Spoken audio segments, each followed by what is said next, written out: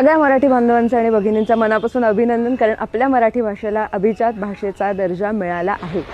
आता मुळात अभिजात भाषेचा दर्जा हा कशावरून मिळतो? एक, ती भाषा प्राचीन असावी. प्राचीन म्हणजे किती? 1,500 ते 2,000 वर्ष जुनी असावी.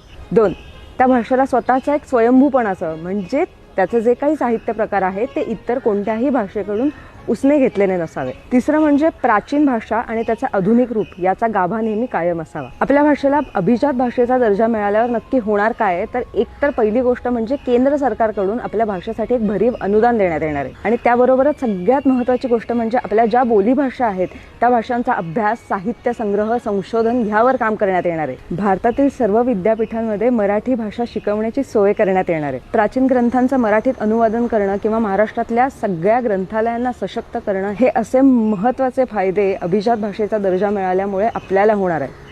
आता अभिजात भाषेचा दर्जा मिळाला म्हणजे झालं ना? तर तसं नाही आहे. केंद्र सरकार, राज्य सरकार जे करेल ते करेल, पण सगळ्यात महत्त्वाची सुरुवात ही आपल्यापासून व्हायला पाहिजे, मराठीत बोलण्यापासून. त्यामुळे मराठीत बोलूया, देवनागरीत लिहूया आणि आपली मराठी आपणच जपूया. जिथे शक्य आहे, जेव्हा शक्य आहे, मराठीतच बोलूया.